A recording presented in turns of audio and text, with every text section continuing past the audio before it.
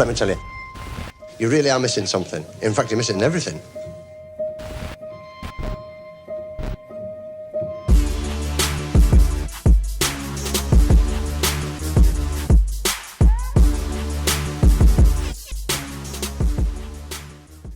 Jimmy Savile. If you've not heard this name before, Netflix had just put out a documentary, 3-hour documentary, 2 parts on there. It's a very interesting documentary if you've never heard of this gentleman before, or used to be called Sir James Wilson Vincent Savile, because he was knighted by the Queen of England. This was in the UK.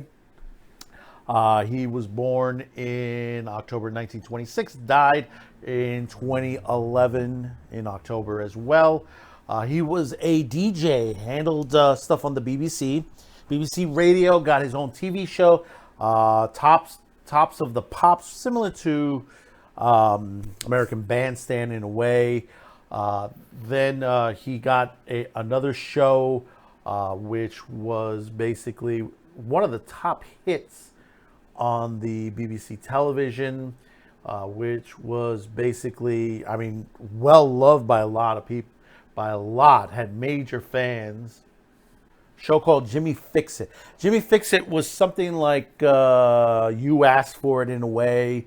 It was a show that if you wrote in, kids wrote in, and they had a wish, Jimmy would fulfill that wish.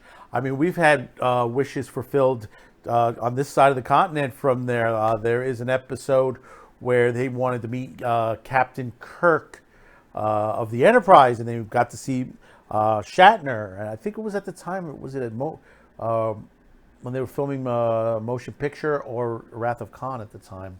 I have to look that up.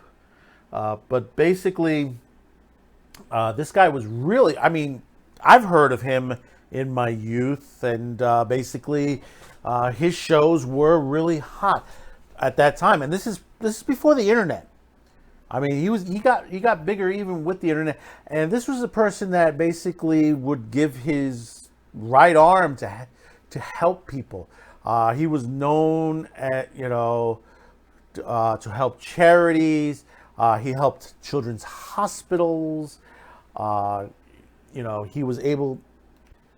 He did a lot of fundraising for places that needed help. There was one that the place was falling apart, and he was able to fund to help rebuild this particular hospital, which had a lot of people that that they were invalid, they couldn't handle themselves on there, and he was able to put a new roof on the house and all that. He had the backing of the likes of Margaret Thatcher, Prince Charles, Princess Diane.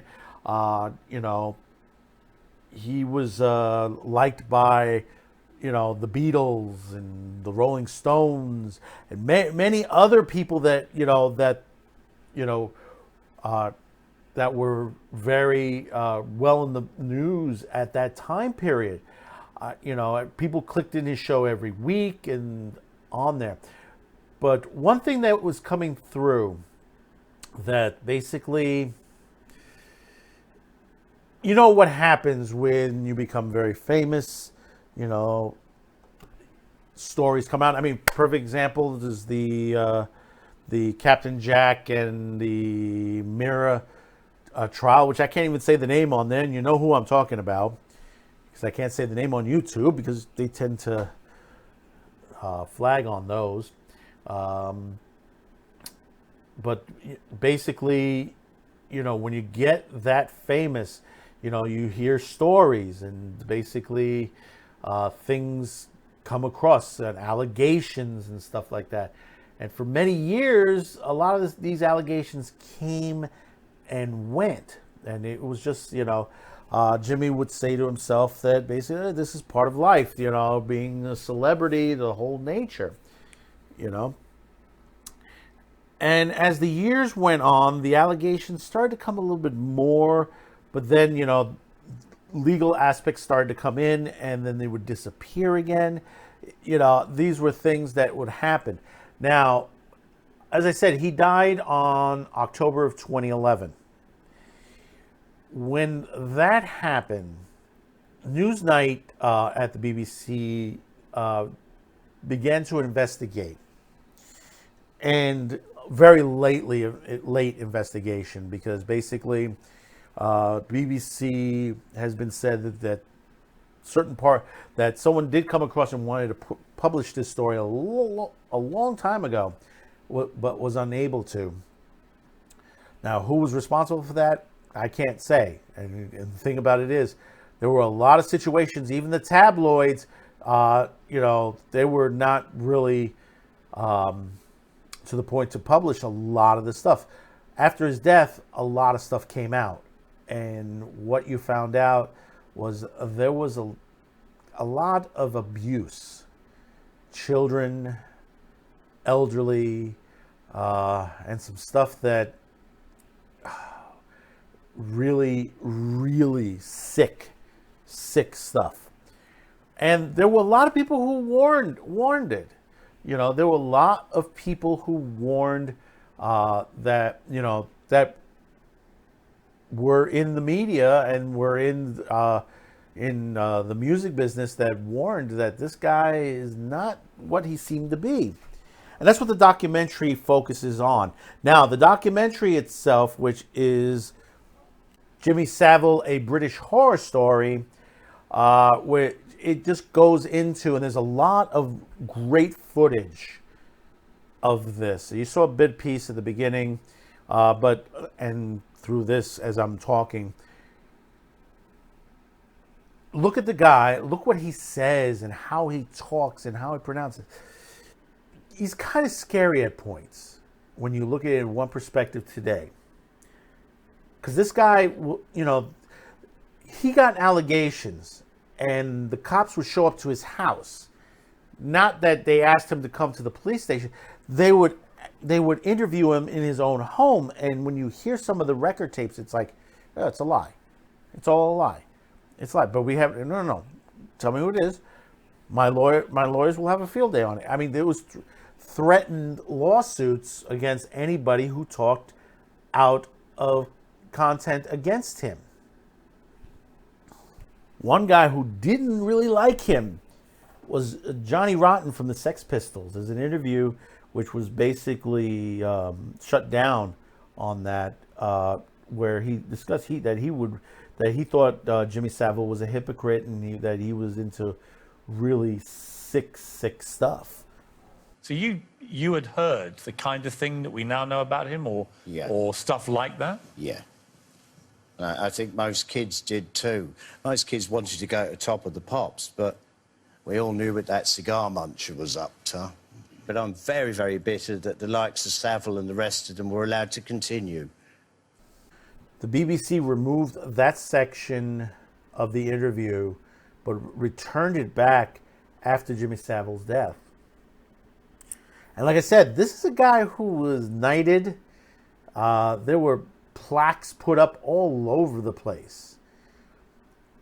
And and supposedly there were police departments that just literally, that praised him all the time. They were friends with him. He would hang out. I mean, this guy would hang out with a lot of people and stuff like that, And when you look to the perspective of what this guy, and I'm saying that, there's been no trial. There's been no massive investigation. There've been some minor stuff that's been put out there. To this day, the last investigation was about 2013. And basically, this is where it gets scary. According to the Metropolitan Police, the stated amount of people the complaints that were filed were 450 complaints, stretching from 1955 to 2009. Complaints of assaults ranging from age 8 to 47, 28 children under the age of 10, 10 of them, including boys under 8. 63 were girls between 13 and 16. Nearly 3/4 of the alleged victims were under the age of 18. Some 214 criminal offenses were recorded. 34 drapes have been reported across 28 police forces. This is scary.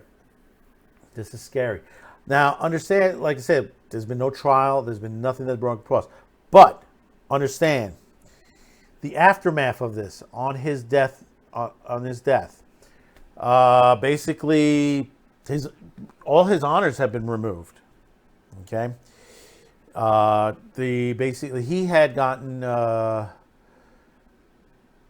what was it? A Queen's Birthday Honor, Knight Bachelor. He was honored by Margaret Thatcher, who got him.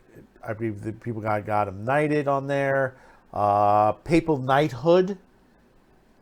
I mean, this is a man who basically talked with the Pope. He also gave advice to the monarchy. He gave advice in governmental affairs at the time on there. And in the long run, the withdrawal honors, I mean, he was awarded honorary Green Beret. That's been removed. Doctrine of Law by the University of Leeds. That was revoked in 2012. Doctorate from the University of Bedfordshire in 2019. He was made a freeman of the borough of Scarsborough in 2005. Most of the plaques honoring him and stuff like that were either defaced. The grave that where he is buried had a beautiful tombstone, and that has now been removed and has been recycled by the company that basically put the tombstone. They went back and just shaved off everything off, all the words that were on there, all the important words that were on there. His grave is unmarked. It's just a flat grain. So you have to ask yourself and think about this situation. Was Jimmy Savile this monster, this horrible wolf in the fold on there, or was he just an early Me Too on there? And basically, unfortunately, because of the situations of the people that basically protected him in the time period, we'll never truly 100% know, other than the accusations on there of the evidence that we have so far. But this will never, ever see a court. I mean, this will never really, truly see a court, because he's gone, and most of the people that he abused are gone, and the rest are trying to grip with what they went through. But I recommend, if you haven't know of this guy or anything like that, this shows you, the price of Hollywood fame sometimes. And as far as what I mean is, sometimes you can't trust every celebrity out there because you like them in the movie or anything of that nature. As I mentioned before, the trial that's going currently right now, that basically you had accusations of sexual abuse, but in most cases with the evidence so far that we've seen, that it actually was reversed. That the accusations that were being made were by the person that was creating the accusations. It's a shame.